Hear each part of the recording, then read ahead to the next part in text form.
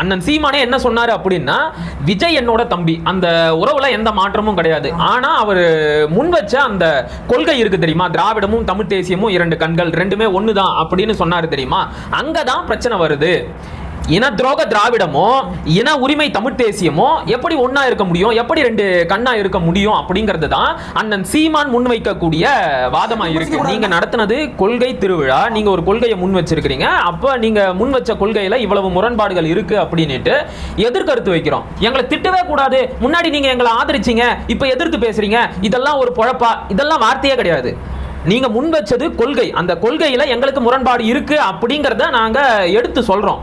புரியுதா? அதை புரிஞ்சிக்காம எங்களை எதிர்த்து பேசுறீங்க, நீங்க இவங்களோட பி டீம் இவனுங்களும் ஆரம்பிச்சிட்டானுங்க தெரியுமா. இவனுங்களும் என்ன சொல்றானுங்கன்னா, இவனுங்க பாத்தியா திமுக கிட்ட காசு வாங்கிட்டு விஜய் எதிர்க்கிறாங்க, இவனுங்க பாத்தியா பிஜேபி கிட்ட காசு வாங்கிட்டு நம்மளை எதிர்க்கிறானுங்க, இவனுங்களும் ஆரம்பிச்சிட்டானுங்க. டேய் சரி ஒண்ணு வேணாம், இப்ப நாங்க சந்திச்சது தப்பு, முன்னாடி நீங்க ரஜினியை எதிர்த்து பேசிட்டு இன்னைக்கு அவரை போய் சந்திக்கிறது தப்பு அப்படிங்கிறீங்க. நாட்டுல இந்த கடந்த ஒரு வாரத்துல எவ்வளவு அரசியல் பிரச்சனைகள் நடந்துச்சு, எதை பத்தியாவது தாவேகா தலைவர், நான் நடிகர்னு கூட சொல்லல, தாவேகா தலைவர் விஜய் அவர்கள் வாயை திறந்து பேசினாரா? அது எங்க பார்த்து வீடு இடிச்சாங்களே, இங்க திருவள்ளூர் மாவட்டத்தில் தான் நடந்துச்சு. திருவள்ளூர் மாவட்டம் அண்ணன் சீமான் களத்திலேயே போய் மக்களை சந்திச்சாரு. விஜய் சந்திச்சாரா? விஜய் சந்திச்சாரா? பரந்தூர் மக்களோட போராட்டத்துக்கு ஆதரவு தெரிவிக்கிறோம் அப்படின்னு சொல்லிட்டு முதல் செயற்குழு கூட்டத்துல விஜய் அவர்கள் தீர்மானம் நிறைவேற்றினார். இன்னைக்கு அந்த ஊரோட துணை தலைவர் தூக்கிட்டு தற்கொலை செஞ்சிருக்காங்க. என்ன பண்ணிக்கிட்டு இருக்கீங்க? என்ன பண்றாரு விஜய்? படத்துல நடிச்சுக்கிட்டு இருக்காரு. நீங்க எங்களை பார்த்து கேள்வி கேட்கலாமா? தம்பி, அரசியல் என்பது நீங்க நினைக்கிற மாதிரி கொஞ்சி விளையாடும் மீன் குஞ்சுகள் இருக்கின்ற குளம் கிடையாது. கொஞ்சி கடிக்கிற மீன் குஞ்சுகள் இருக்கிற குளம் கிடையாது. கொடூரமான முதலைகள் இருக்கிற அகழி. கவனமா தான் இருக்கணும் அப்படின்னு சொன்னாரு. ஆனா நீங்க என்ன பண்ணீங்க? மேடை ஏறி அவரையே நக்கல் அடிச்சீங்க. இதுக்கு பேர் தான் முதுகுல குத்துறது. மராட்டியன்னு யார வரக்கூடாதுன்னு சொன்னோமோ அந்த ஆள் மேடையில என்ன பேசினாரு? சீமான் ஒரு போராளின்னு சொன்னாரு. சீமான் போராளி, அவருடைய பல கருத்துக்களை நான் பிரமிச்சு போயிருக்கேன் அப்படின்னாரு. இப்பவும் சொல்றோம், விஜய் அண்ணன் சீமானோட தம்பி தான், எங்களுக்கு எல்லாம் அண்ணன் தான். சரியா? அதுல மாற்று கருத்தே கிடையாது. விஜய் திரைத்துறையில் சூப்பர் ஸ்டாரா அப்படின்னு கேட்டா ஆமான்னு தான் சொல்லுவோம். ஆனா அரசியல் களத்துல திராவிடத்தை தூக்கிட்டு வந்தா எவனா இருந்தாலும் மீதிதான். இந்த மண்ணில் எந்த ஒரு நபரும் அரசியல் தொடங்கணும்னா திராவிடன்ற வார்த்தை சொல்லவே கூடாதுன்றதுக்கு விஜய் ஒரு உதாரணமாக மாறப்போகிறார். அதற்கு தொடக்கத்தை தான் அவர் உருவாக்கி இருக்கிறாரு. இனி அதான் நடக்கும். இந்த மண் அனைத்து தமிழ் உறவுகளுக்கும் அன்பு வணக்கங்கள். ஆழமான அரசியல் உரையாடலுக்காக உங்களை வரவேற்கிறோம். நான் உங்கள் மகிழன். நான் உங்கள் சரவணன். ஆமா, இன்னைக்கு என்ன ஹாட் நியூஸ் அரசியல்ல ஓடிக்கிட்டு இருக்கு? அதாவது நான் அதானி முறைகேட்டை பத்தியும் அதுக்கு எங்களுக்கு எந்த சம்மந்தமும் இல்லை அப்படின்னு சொன்னேன். அனில் புகழ் அமைச்சரை பத்தியும் பேசலாம்னு நினைச்ச வந்தேன். சரி, என்ன கடைசியில அணில்களோட விளையாட சொல்றீங்க. அது மட்டும் கிடையாது. இங்க பரந்தூர்ல விமான நிலையம் அமைப்பதற்காக நிலம் எடுக்கிறாங்க இல்லையா, அதை எதிர்த்து 9 முறை தீர்மானம் நிறைவேற்றிய ஏகனாபுரம் ஊராட்சி மன்ற துணை தலைவர் இருக்கிறாங்கல்ல, அவங்க திவ்யா, அவங்க தூக்கிட்டு தற்கொலை செஞ்சுக்கிட்டாங்க. ஏன் அப்படின்னா அவசரமா விமான நிலையத்துக்காக நிலத்தை எடுத்துக்கிட்டு இருக்கிறாங்களாம். இதனால கடுமையான மன உளைச்சலுக்கு ஆளான துணைத் தலைவர் திவ்யா அவர்கள் தூக்கிட்டு தற்கொலை செய்து கொண்டிருக்கிறாங்க. அந்த செய்தியும் வெளியே வரவே இல்லை. இப்படி பேசுறதுக்கு எவ்வளவோ செய்திகள் இருந்தாலும் திரும்ப ஒண்ணுமே இல்லாத, உப்பு சப்பே இல்லாத விஷயங்கள் ஊதி பெரிதாக்கப்படுது. வேற வழியே இல்லாம நாமளும் அதை பத்தி பேச வேண்டிய கட்டாயத்துக்கும் அதனுடைய உண்மை பின்னணி என்ன அப்படிங்கறத அலசி ஆராய வேண்டிய நிர்பந்தத்துக்கும் தள்ளப்பட்டு இருக்கோம். சரி, ஓகே, அப்படி என்ன ஹாட் நியூஸ் ஓடிக்கிட்டு இருக்கு அப்படின்னா, அண்ணன் சீமான் அவர்கள் நடிகர் திரு ரஜினிகாந்த் அவர்களை நேற்று மாலை 8 மணி இருக்குமா, 7-8 மணிக்கு மரியாதை நிமித்தமாக அவருடைய வீட்டுக்கே போய் சந்திச்சுட்டு வந்தாரு. நேற்று மாலையில இருந்து இதுதான் ரொம்ப ஹாட் டாபிக்கா ஓடிக்கிட்டு இருக்கு. விஜயை திட்டாரு. இப்ப விஜய் ரசிகர்கள் எல்லாம் கோபமா இருக்கிறாங்க. அதுக்கு ஈடு கட்டுறதுக்காக ரஜினி ரசிகர்களை தாம் பக்கம் வளைக்கிறதுக்காக அண்ணன் சீமான் அவர்கள் ரஜினியை சந்திக்க போனாரு. அப்படி இப்படின்னு 1000 பேச்சுக்கள் உலாவிக்கிட்டு இருக்கு. அண்ணனும் இதை தெளிவுபடுத்திட்டாரு. இன்னைக்கு காலையில புதிய தலைமுறைக்கும் நியூஸ் 18க்கும் பேட்டி கொடுத்திருக்கிறாரு. இது மரியாதை நிமித்தமான சந்திப்பு தான். வேட்டையன் படத்திற்கு அவர் வாழ்த்து தெரிவிச்சாரு. சமூக அக்கறையோட சட்டங்களை பத்தி விரிவா அலசி ஆராய்ச்சி ஒரு படம் வந்திருக்கு, இந்த படம் வெற்றி அடைய வாழ்த்துக்கள் அப்படின்னு தன்னுடைய வாழ்த்துக்களை தெரிவிச்சாரு. ஒரு வாரத்துக்கு முன்னாடியே அந்த நிகழ்விற்காக நன்றி சொல்வதற்கு அண்ணன் சீமான் அவர்களை பார்க்கணும் அப்படின்னு சொல்லி ரஜினி அவர்கள் கேட்டாரு. ஆனா அண்ணன் சீமான் வந்து சுற்றுப்பயணத்துல இருந்தாரு. உடனே பல ஊர்களுக்கும் போனாரு. உடனே வந்து அவருடைய அழைப்பை ஏற்று அங்க போக முடியல. சுற்றுப்பயணத்தை எல்லாம் முடிச்சுக்கிட்டு நேற்றைக்கு தான் கொஞ்சம் ஓய்வா இருந்தாரு. நேற்று போய் சந்திச்சு பேசிட்டு வந்திருக்கிறாரு. பேசும்போது சினிமா அரசியல் எல்லாத்த பத்தியும் பேசி இருக்காங்க. உடனே இத பெரிய அளவுக்கு இஷ்யூ ஆக்கிட்டாங்க. என்ன இன்னைக்கு துறைப்பாக்கத்துல வந்து ஆக்கிரமிப்புகளை அகற்றுறோம் அப்படின்னு சொல்லிட்டு அங்க ஆரம்பிச்சிட்டாங்க வேலையை. ஆமா, இன்னைக்கு அது ஒரு பிரச்சனை போயிட்டு இருக்கு. மக்கள் எல்லோரும் கதறி அழுதுகிட்டு இருக்காங்க அந்த இடத்துல. உண்மையை சொல்லணும்னா நமக்கு அதை பத்தி தான் பேசணும் ஆசை. கண்டிப்பா. ஆனா இந்த கண்டென்ட் ஒரு சாக்கா வச்சா அதை மக்கள்கிட்ட கொண்டு போகணுமே அப்படின்றதுக்காக அதை எடுக்கலாம். அதையும் நம்ம தனியா பேசுவோம். கண்டிப்பா. நீ இதை பொறுத்த வரைக்கும் உன்னுடைய பார்வை என்ன? முதல்ல திரு சீமான் அவர்களுக்கும் நடிகர் விஜய்க்குமான அந்த நட்பு அதை எப்படி பார்க்கணும்னா, அந்த மகாபாரத போர்ல துரோணருக்கும் பாண்டவர்களுக்கும் துரியோதனமான நட்பு தான். சரி. ஏன்னா துரோணாச்சாரியர் இருக்கார்ல, அவர் வந்து குரு. ஆனா அவர் வந்து யார்கிட்ட கத்துக்கிட்டு பரசுராமர் கிட்ட இருந்து கத்துக்கிட்டு நீ வந்து எந்த காரணமும் சத்திரியர்கள் சொல்லி விட கூட பாரு. இவர் வெளியே வந்த உடனே டேரக்டா எங்க போவாருன்னா அஸ்தினாபுரத்துக்கு போய் பாண்டவர்களுக்கும் துரியோதனுக்கும் கௌரவர்களுக்கும் சொல்லி கொடுப்பாரு. அதுக்கப்புறமா வந்து அவங்க கிட்ட ஒரு ஆசை குருதட்சணை கேட்பாரு. என்னன்னா போய் துருபத மன்னனை கட்டி இழுத்துடுவாங்க. பாஞ்சால தேசத்துடைய மன்னன் துருபதனை கட்டி இழுத்துடுவாங்க. பீமனும் அர்ஜுனனும் போய் கட்டி இழுத்துட்டு வந்துருவாங்க. கௌரவர்களும் போவாங்க, சண்டை போடுவாங்க. ஆனா கட்டி இழுத்துட்டு வந்து பாண்டவர்கள் தான். அப்படிப்பட்ட பாண்டவர்கள் இறுதியில் துரோணருக்கு எதிராக போர் புரிந்தாங்க. துரோணர் கௌரவர்கள் பக்கம் நின்று பாண்டவர்களுக்கு எதிராக போர் புரிந்தார். கொடுமை என்னன்னா, ஈட்டியரிய சொல்லி கொடுத்த குருவுக்கு எதிராக தர்மர் போர் செய்தார். அது வரைக்கும் அவர் வந்து ஒரு தர்மர் அப்படிங்கிறதுனால அந்த அவருடைய தேர் வந்து ஒரு 5 அடி 4 அடி மேல மிதந்துட்டு இருக்குமா. அவர் அந்த குருவுக்கு எதிராக அந்த அம்பு எய்த உடனே அந்த மிதந்துட்டு இருந்த தேர் அப்படியே தரையில அமைங்கிருமா. அந்த லெவலுக்கு அவருடைய தரம் குறைஞ்சு போச்சுன்னு சொல்ற அளவுக்கு. ஆனா குரு எது சண்டை போடுறாரு? எதுக்காக? போர்னு வந்துச்சா சண்டை தான். அது மட்டும் கிடையாது, அந்த போர் தொடங்குறதுக்கு முன்னாடி துரியோதன சகாதேவன் கிட்ட போய் நீ போருக்கு ஒரு நாள் குறிச்சு கொடுன்னு கேட்கறான். எதுக்காக? உன்னை எதிர்த்து சண்டை போட உன்கிட்டயே வந்து சாஸ்திர தர்மம் அப்படின்னு சொல்லிட்டு சகாதேவனும் நாள் குறிச்சு கொடுக்குறான். தன்னை எதிர்த்து தான் சகோதரன் போர் புரிய போறான், நாள் குறிக்க மாட்டேன்னு சொல்லல. தான் சகோதரன் தானே குறிச்சு கொடுத்துட்டான்.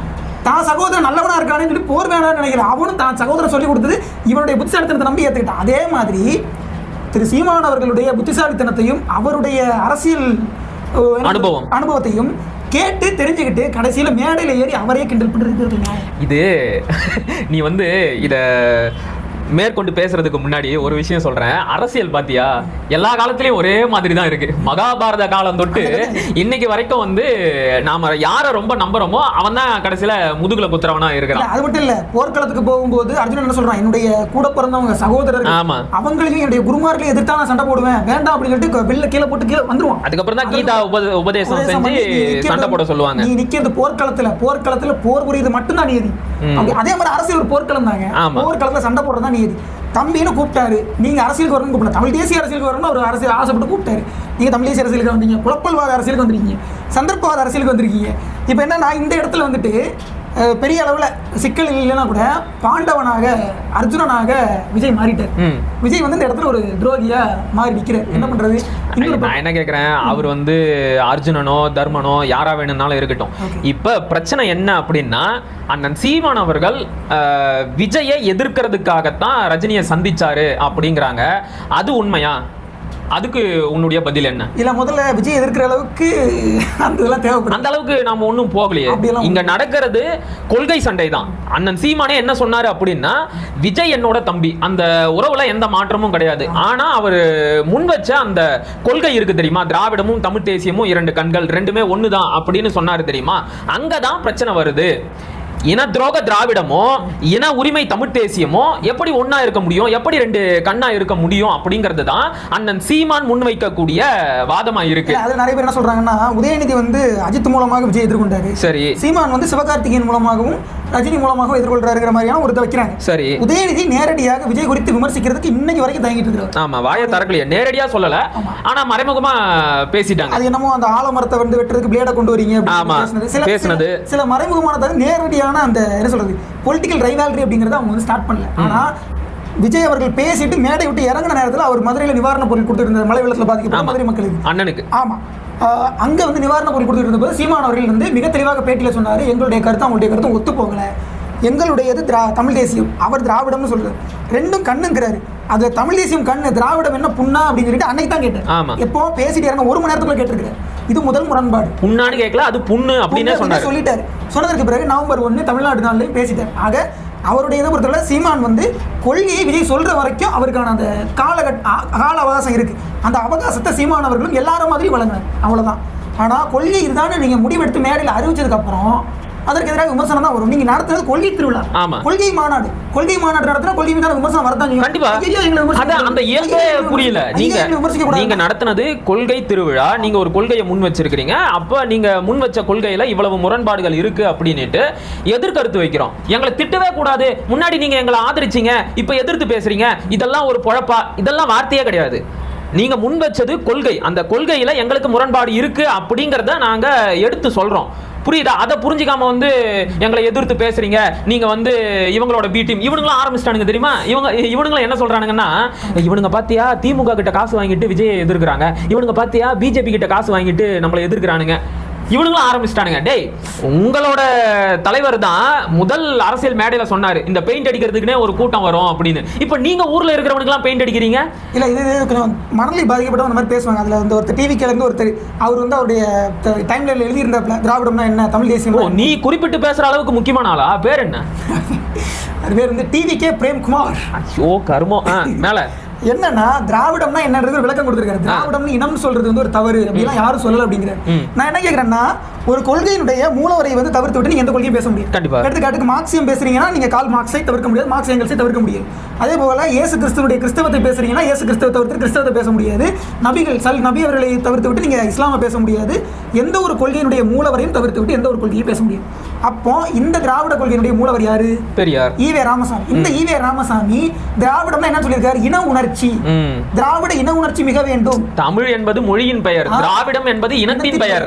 ஆமா. இந்த வரலாற்று குறிப்பை எல்லாம் வச்சு இந்த டிவிக்கு அந்த குமார் அவர் வந்து முதல்ல அவங்களுக்கு இதெல்லாம் தெரியுமா? தெரியலங்கறத பிரச்சனை. தெரியலனா கேட்டு தெரிஞ்சுக்கணும். அதை விட்டுட்டு இப்படி எல்லாம் முட்டாள்தனமா பேசிக்கிட்டு இருக்க கூடாது. போக என்றும் வெளி தலைவர் வழியா தளபதி வழி அப்படினு சொல்லிட்டு அவர் வந்து உங்க தளபதியோட வழி என்னப்பா அது தெளிவா புரியலன்னு தான் கேக்குறோம். சரி விடு, அந்த பிரச்சனையை விடு. அது வந்து அவர் வந்து நம்ம தாவைக்கால தான் கொள்கை பிரச்சனைல இருக்கிறது தெரியல. கொள்கை சார்ந்த நிறைய விளக்கங்க விடுறப்பல தமிழ் தேசியம்னா போலி தமிழ் தேசியவாதிகள் இருக்காங்க. தமிழ் தேசியவாதிகள் வந்து நிறைய போலிகள் இருக்காங்க. திரள்றாங்க. டேய், திராவிட முதல்ல தமிழ்நாட்டுல திரள்நிதி திரட்டுறதுங்கிறத உருவாக்குனதே ஈவே ராமசாமி தான். ஆமா. எங்க கூட்டத்துக்கு வர்றதுக்கு காசு, என்கிட்ட வந்து பேசுறதுக்கு காசு, என்கிட்ட தும்முறதுக்கு காசு, துப்புறதுக்கு காசு, போட்டோ எடுக்கிறதுக்கு காசு, பேர் வைக்கிறதுக்கு காசு. அதுவும் பாரு, குழந்தைக்கு பேர் வைக்க போனா 8 அணா கொடுத்தா சுமாரான பேர் வைப்பாரு, 1 ரூபாய் கொடுத்தா நல்ல பேர் வைப்பாரு. இதுக்கு பேர் என்ன? இதுக்கு பேரும் திரள் நிதி தான். 8 அணா கொடுத்தா சூத்திரம் பேர் வைப்பாரு, 1 ரூபாய் கொடுத்தா பிராமண பேர் வச்சு அந்த லெவலுக்கு இருந்த ஒரு மோசமான இதை வந்துட்டு இன்னைக்கு கிரவுட் ஃபண்டிங் பண்ணக்கூடியவங்க வந்து குற்றம் சொல்றீங்க. ஒரு மக்கள் இயக்கம் மக்கள்கிட்ட நிதி திரட்டுறது தப்பு இல்லை. ஆனால் மக்களுடைய உரிமைகளை விற்பதற்காக மக்களுக்கு விரோதமான செயல்பாடுகளை செய்யக்கூடியவங்க இருந்து பணம் வாங்குறதா தப்பு. இந்த அறிவு கூட இல்லாம ஒருத்தர் கொள்கை விளக்கங்கிற பேர்ல எழுதுறாரு. நீங்க வந்து மக்களை ஏமாத்தி 200 கோடி ரூபாய் மாச சம்பளம், வருஷ சம்பளமா, ஒரு படத்துக்கு சம்பளம் அந்த லெவலில் வாங்கிட்டு இருந்திருப்பீங்க. நீங்க வந்து பிளாக்ல டிக்கெட் வித்ததை எல்லாம் பேசலாமா?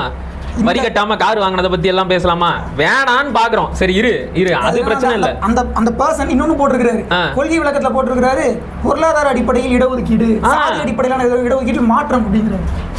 கிரீமி லேயர்னா என்னன்னே தெரியாதாமா இவங்களுக்கு? பொருளாதார அடிப்படையில் இடஒதுக்கீடு பேசி தான் எம்ஜிஆர் 1980 நாடாளுமன்ற தேர்தலில் பெரிய அடியை வாங்கினார், படுதோல்வி அடைஞ்சாரு. இத்தனைக்கும் அன்னைக்கு அவர் ஆளுங்கட்சியா இருந்தே தோத்து போனாரு. 35 தொகுதி எனக்கு தெரிஞ்சு தோத்து போனாரு. இத்தனைக்கும் அன்னைக்கு வந்து லீட்ல, இந்தியா லெவல்ல லீட்ல இருந்த காங்கிரஸ் கூட்டணி வச்சு. நான் என்ன சொல்றேன்னா, இப்படிப்பட்ட ஆட்களை சேர்த்துக்குங்க விஜய் அவர்களே, இப்படிப்பட்ட ஆட்களை சேர்த்து வைங்க. நல்லா அவங்க அரசியல் எதிர்காலம் ஒளிவிட்டு பிரகாசிக்கும். சரி, இந்த பிரச்சனைக்கு வரலாமே. இப்ப நேற்றைக்கு அண்ணன் சீமான் அவர்கள் ரஜினி அவர்களை சந்தித்து விட்டு வந்த உடனே முன்பு அவர் அரசியலுக்கு வருவேன் அப்படின்னு சொன்ன போது அண்ணன் சீமான் அவர்கள் ரஜினியை கடுமையா எதிர்த்தாருல்ல. ஒரு மராட்டியன் எப்படி மான தமிழன் ஆளலாம் அப்படின்னு எல்லாம் பேசினாரு இல்லையா? அந்த காணொலி எல்லாம் எடுத்து போட்டு உங்களுக்கு எல்லாம் கொஞ்சம் கூட வெக்கமா இல்லையா? அன்னைக்கு அப்படி எல்லாம் பேசிட்டு இன்னைக்கு போய் வெக்கமே இல்லாம சிரிச்சுக்கிட்டு இருக்கீங்களே. எனக்கு ஒண்ணு புரியல. உங்களுக்கு எல்லாம் தனி மனித உறவு, நட்பு அப்படின்னா என்ன, அரசியல் செயல்பாடு, கொள்கை எதிர்ப்பு அப்படின்னா என்னங்கிறதுக்கான வேறுபாடே தெரியாதா? இப்பவும் சொல்றோம், ரஜினி ஒரு மராட்டியர் தான், அதுல மாற்று கருத்தே கிடையாது.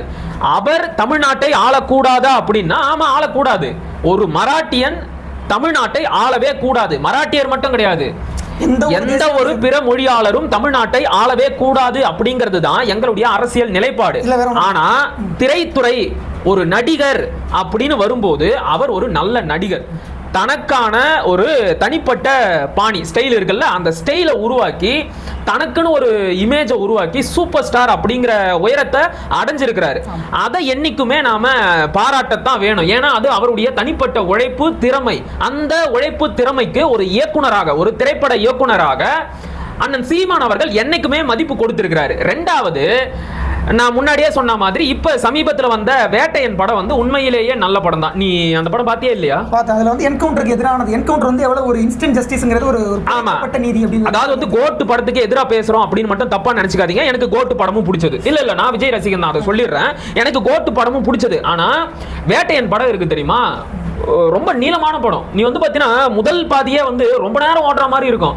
நான் வந்து பக்கத்துல உட்காந்துங்கிற நண்பர்கிட்ட கேட்கறேன், என்ன ரொம்ப நேரமா இன்டர்வலே போடல, ரொம்ப நேரமா ஓடுற மாதிரி இருக்கு. ஆனா ஒரு இடத்துல கூட போர் அடிக்கல. அந்த கருத்துக்களை அவ்வளவு செறிவா கடத்தி இருக்கிறாங்க, அவ்வளவு சட்ட நுணுக்கங்களை பத்தி பேசி இருக்கிறாங்க. அந்த மாதிரியான படம் வெற்றி அடைய வேண்டும் அப்படின்னு தன்னுடைய வாழ்த்துக்களை தெரிவிச்சாரு. ரஜினி அவர்கள் தனக்கு வாழ்த்து தெரிவிக்கிறவங்களை சந்திக்கிறது வழக்கமான ஒரு விஷயம் தான். ஒரு நல்ல படம் எடுத்து அந்த படம் ஓடிச்சினாலும் கூப்பிட்டு பாராட்டு. ஆமா ஆமா, இருக்கக்கூடிய ஒரு தன்மை. அது மாதிரி சிவகார்த்திகேயன் பாராட்டி இருக்கிறாரு. லப்பர் பந்து கூட, ஆமா லப்பர் பந்து படத்துல நடிச்சவங்கள கூட கூப்பிட்டு பாராட்டி இருக்கிறாரு. இல்ல ஒரு நல்ல திரைப்படத்தை வந்து பாராட்டுறது திரைக்கலைஞர்களுடைய இயல்பான. ஆமா, இத்தனைக்கும் பாராட்டுறதோட நிக்காம அந்த படத்தோட இயக்குனர் கிட்ட பேசுவாரு.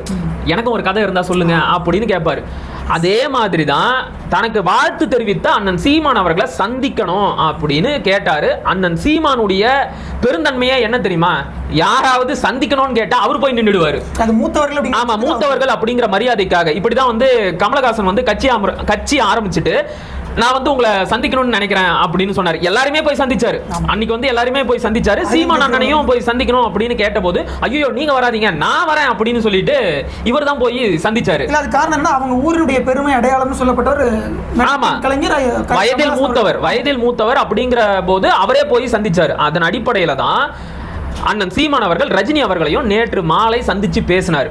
இப்ப அண்ணன் சீமான் வந்து வெறும் இயக்குனர் மட்டும் கிடையாது, அவர் முன்னாள் இயக்குனர், இன்னைக்கு நாடறியப்பட்ட ஒரு அரசியல் தலைவர், தமிழ் தேசிய சித்தாந்தத்தை முன்னெடுக்கக்கூடிய மிகப்பெரிய போராளியாகவும் இருக்கிறாரு. அப்படிங்கிற போது அவர்கிட்ட பேசினா திரை அரசியல் எல்லாத்த பத்தியும் தான் பேசுவாங்க. உடனே இது ஒரு பெரிய இஷ்யூ அப்படின்னு சொல்லிட்டு இவ்வளவு பெருசா பேசிக்கிட்டு இருக்கீங்களே, பேச வேண்டிய முக்கியமான அரசியல் பிரச்சனைகள் எவ்வளவு இருக்கு தெரியுமா?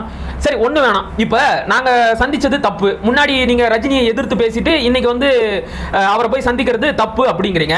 நாட்டுல இந்த கடந்த ஒரு வாரத்துல எவ்வளவு அரசியல் பிரச்சனைகள் நடந்துச்சு? எதை பத்தியாவது தாவேகா தலைவர், நான் நடிகர்னு கூட சொல்லல, தாவேகா தலைவர் விஜய் அவர்கள் வாயை திறந்து பேசினாரா? அது எங்க பார்த்து வீடு இடிச்சாங்களே, இங்க திருவள்ளூர் மாவட்டத்தில் தான் நடந்துச்சு. திருவள்ளூர் மாவட்டம் அண்ணன் சீமான் களத்திலேயே போய் மக்களை சந்திச்சாரு. விஜய் சந்திச்சாரா? பரந்தூர் மக்களோட போராட்டத்துக்கு ஆதரவு தெரிவிக்கிறோம் அப்படின்னு சொல்லிட்டு முதல் செயற்குழு கூட்டத்துல விஜய் அவர்கள் தீர்மானம் நிறைவேற்றினார். இன்னைக்கு அந்த ஊரோட துணை தலைவர் தூக்கிட்டு தற்கொலை செஞ்சிருக்காங்க. என்ன பண்ணிக்கிட்டு இருக்கீங்க? என்ன பண்றாரு விஜய்? படத்துல நடிச்சுக்கிட்டு இருக்காரு. நீங்க எங்களை பார்த்து கேள்வி கேட்கலாமா? எங்களுக்கு அரசியல்னா என்ன, திரைனா என்ன, யாரை எப்படி அணுகணும் அப்படிங்கிறதுக்கான தெளிவு இருக்கு. நீங்க வந்து எங்களுக்கு பாடம் எடுக்க கூடாது. இல்ல பேர் என்ன, நிறைய பேர் என்ன சொல்றாங்க, விஜய் வந்து மணி அந்த கட்சியுடைய செய்தி தொடர்பாளர். ஆமாமா, ரொம்ப அறிவாளித்தனமா பேசினார் பார்த்தேன். ஆதம் தமிழ்ல பேட்டி, தீப்பந்தம் எடுத்து தீண்டாமையை கொளுத்து பாத்தியா, எங்க தலைவர் வந்து தீண்டாமைக்கு எதிராக பேசி இருக்கிறாரு. இப்படி எல்லாம் இதெல்லாம் வச்சுக்கிட்டு இது அரசியல் கருத்துன்னு சொன்னா இது எவ்வளவு கோமாளித்தனமா இருக்குன்றதான் கேள்வி. அப்படி பார்த்தா ஜில்லா படத்துல சில படங்கள்ல பெண்கள்கிட்ட வந்து ஒரு ஹீரோ அப்படின்னா கூட ஒரு அநாகரிகமா நடந்து கொள்ளக்கூடிய செயல்பாடுகளை விஜய் வந்து வெளிப்படுத்திருப்பாரு. சொல்றது பெண்களை மதிக்காம இருக்க தன்மை சொல்ல முடியுமா? அதெல்லாம் அரசியல் வலியுறுத்துறாரு சொல்லலாமா? அதெல்லாம் தேவையில்லை. அப்படியெல்லாம் அதை நம்ம வந்து சொல்ல முடியாது. ஒரு வேற ஒன்றும் கிடையாது. அஜித் வந்து வேதாளம் படத்துல நடிக்கிறாரு. அதுல தங்கச்சியா நடிக்கிற பெண்கிட்ட வந்து ஒரு பையன் பின்னாடி சுத்தும் போது அப்படிலாம் சுத்தாதீங்கன்னு சொல்லுவாரு. ஆனா அவர் ஒரு 10 வருஷத்துக்கு 15 வருஷத்துக்கு முன்னாடி அவர் காதல் பண்ணா பல பெண்கள் பின்னாடி சுத்துற மாதிரி தான் கைது. அதுதான் சொல்றேன், படம் அப்படிங்கிறது வேற. அதுக்கு அஜித்தே பதில் சொல்றாரு. ஒரு காலகட்டத்தில் சரின்னு தோணுச்சு, இன்னைக்கு நம்ம வளர்ந்து வரும்போது இல்ல அது பெண்களுக்கு நிறைய இடையூறு கொடுக்குது அப்படின்னு சொல்லி அந்த டேர்னிங் எல்லாம் மாறுது. நீங்க அரசியல் கருத்து என்ன இருக்கீங்க? அதுதான் இங்க கேள்வி. அதான் அரசியல் கருத்து நீங்க பேசணும். பேசாம உங்களுடைய உண்மையான நிலைப்பாடு தெரியும். ரெண்டாவது, ரஜினியோட ஆதரவை வாங்குறது எவ்வளவு பெரிய பாதகமான விளைவுகளை ஏற்படுத்தும் அப்படிங்கறத கணக்கு பண்ணாத ஆளா அண்ணன் சீமான் அவர்கள்? முதல்ல ரஜினி வந்து நான் ரஜினிக்கு நம்ம என்ன சொன்னோம், அதாவது நீங்க வந்து ராரா ராமையான்ற பாட்டுல 6ஆம் எட்டுக்கு மேல இருந்தா 7ஆம் எட்டுக்கு மேல இருந்தா நிம்மதி இல்ல, 8ஆம் எட்டுக்கு மேல இருந்தா நிம்மதி இல்ல, 7ஆம் எட்டில் பிறகு ஓய்வும் இல்லை அப்படின்ற மாதிரிலாம் பாட்டு எழுதி படிச்சீங்க. அந்த மாதிரி ஓய்வு இல்லைங்க. நீங்க வந்து வெறும் வெற்றியையும் புகழையும் மட்டுமே சம்பாதிச்சவர். உங்களுக்கு எதிர்த்த அந்த கருத்துக்களை நீங்க வந்து சந்திச்சதே கிடையாது, தோல்விகளை சந்திச்சதே கிடையாது. நீங்க ரொம்ப மென்மையான மனப்போக்கு கொண்டவர். அதனால இதெல்லாம் உங்களுக்கு வேண்டாம், அரசியல் வந்து ஒரு போர்க்களம் அப்படின்னு சொல்லி தன்மையாகவும் சொன்னாரு, அளப்பறையாகவும் சொன்னாரு. மேடையில பேசும்போது அண்ணன் எப்பவுமே கடுமையா தான் பேசுவாரு. இதே அட்வைஸ் தான் விஜய்க்கும் கொடுத்தாரு. தம்பி, அரசியல் என்பது நீங்க நினைக்கிற மாதிரி கொஞ்சி விளையாடும் மீன் குஞ்சுகள் இருக்கின்ற குளம் கிடையாது, கொஞ்சி கடிக்கிற மீன் குஞ்சுகள் இருக்கிற குளம் கிடையாது, கொடூரமான முதலைகள் இருக்கிற அகழி, கவனமா தான் இருக்கணும் அப்படின்னு சொன்னாரு. ஆனா நீங்க என்ன பண்ணீங்க, மேடை ஏறி அவரையே நக்கல் அடிச்சீங்க. இதுக்கு பேரு தான் முதுகுல குத்துறது.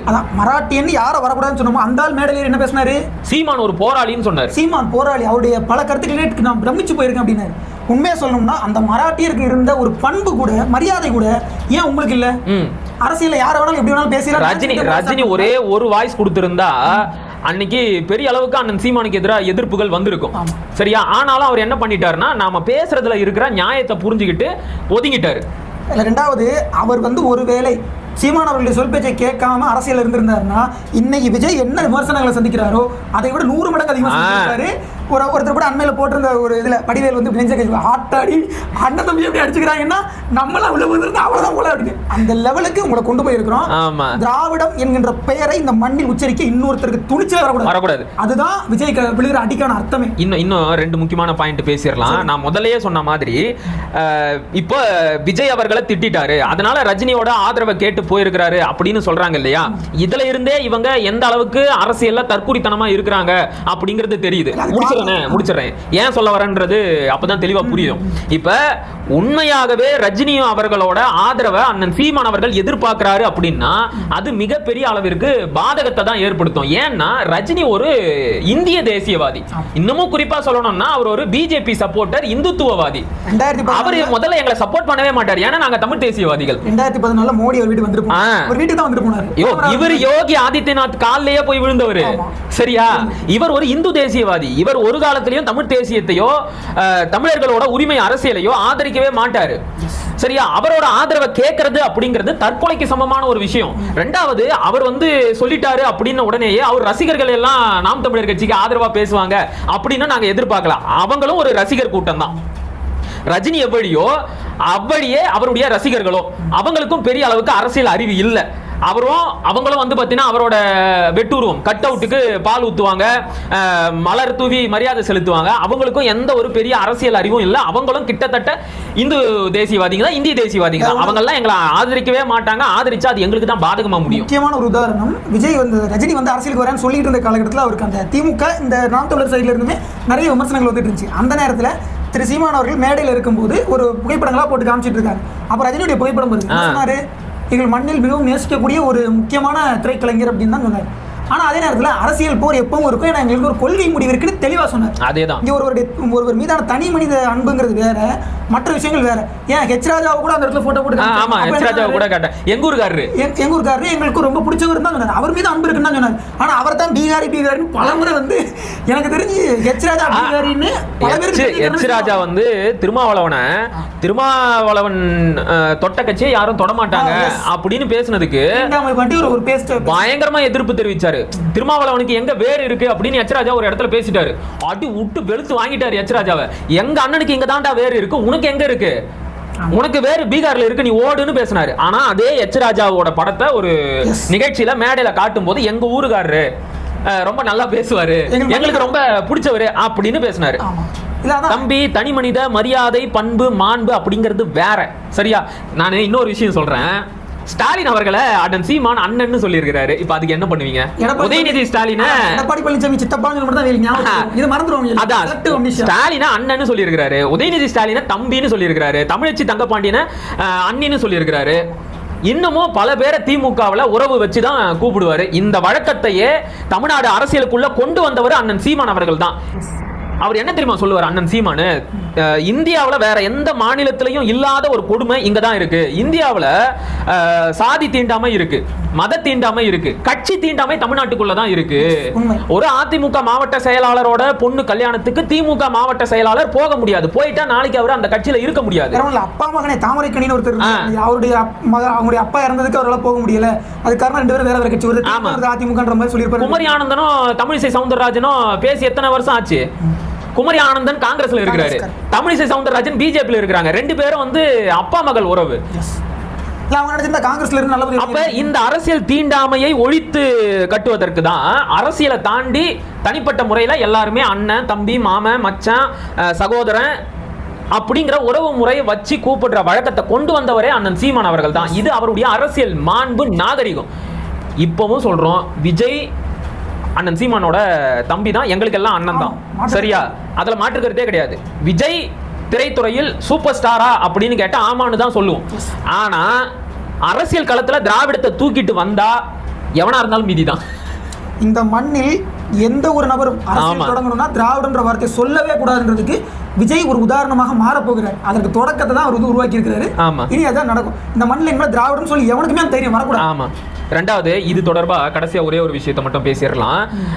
நேற்றுல இருந்து பாத்தீங்கன்னா அண்ணன் சீமான் அவர்களும் ரஜினிகாந்தும் இருக்கிற படம் மட்டும் தான் பகிரப்பட்டுச்சு. இன்னைக்கு வந்து திடீர்னு இன்னைக்கு காலையில என்ன ஆயிருச்சு அப்படின்னா, அந்த படத்தோட எக்ஸ்டெண்டட் வெர்ஷனை காட்டினாங்க. அதுல ரவீந்திரன் துரைசாமி நிக்கிறாரு. உடனே வந்து என்னமோ மரியாதை நிமித்தமான சந்திப்புன்னு சொன்னீங்க, இந்த இடத்துல ரவீந்திரன் துரைசாமி ஏன் வந்தாரு? அவருக்கும் ரஜினிக்கும் தான் ரொம்ப நெருக்கம் இருக்கு. அப்ப விஜயை எதிர்க்கிறதுக்காக ரவீந்திரன் துரைசாமி ரஜினி கிட்ட ஆதரவு கேட்டு சீமானை கூட்டிக்கிட்டு போனாரா? அப்படி இப்படின்னு 1008 கதைகள்.